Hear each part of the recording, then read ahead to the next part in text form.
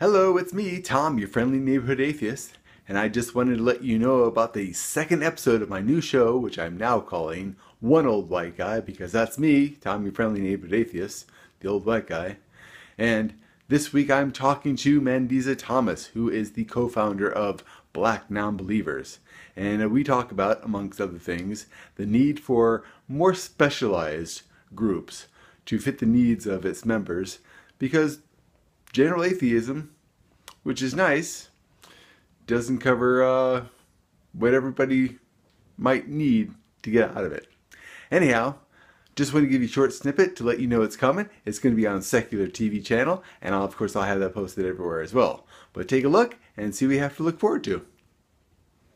The comedy bit, because Steve Hill, a comedian, and I saw him at PastaCon last year. Mm-hmm. I've always had the idea of the show kind of in the back of my head of something that I don't want to think was concerned about, but something I was interested in and something I wanted to explore more, and this gives me an opportunity to do so. But he basically, a big part of his routine is basically that, it's kind of difficult to be a black man in America, but to be an atheist black man is kind of that double whammy of, it's like, how can you be an atheist? It's just the shock of some people. Now, to me, for somebody to be an atheist seems perfectly natural. Mm-hmm. But for somebody who with a very strong religious heritage, to see somebody who's given that up seemed just bizarre to them. Yes, he is absolutely right in that, and I've certainly received correspondence that verifies that premise from other blacks, and also not just correspondence, but just this amazement that, wow, I've never seen a black atheist before. We have experienced that. We have experienced the how can you be black and not believe in God? We certainly, these are things that uh, that others in the secular community, mainly white folks, may not necessarily have to deal with. And so when they see a group like Black Nonbelievers, there's often some resistance met because they think we're trying to be separatists. Yeah. But it really is because of the dynamic of religion in our communities, but also too, like you said, there's still this perception that the secular community is just made up of all white guys.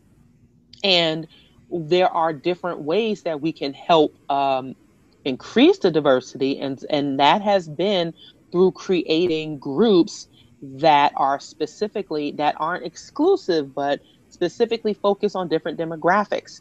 And when we talk about diversity in our community, it must be understood and acknowledged that there are just some things that certain people will not be able to understand about about someone who comes from a different background. It's okay to empathize with that. We certainly appreciate that. We can all empathize and sympathize with each other being atheists. But coming from certain communities, there is just an extra added stigma that we just cannot ignore and that we must address. And I am all about being open and honest about it, because I really think that in this day and age, the black church and religion is doing more harm than good. So I think that it is So that was extremely just a important. short clip to give you an idea of what we'll be talking about. It was a pretty nice conversation. You really ought to check it out on Secular TV. And next week I'm going to have the Masked Arab. Now he's in England, but he came from the culture of Islam, and he left a few years ago after he figured out the Quran was not so correct. Like many of us have looked at the Bible and figured that's not so correct. So anyways, that's going to be next week. So I look forward to sharing it with you, and look for it on Secular TV, and of course for it here on my channel, and subscribe to me and subscribe to Secular TV, and I'll see you soon.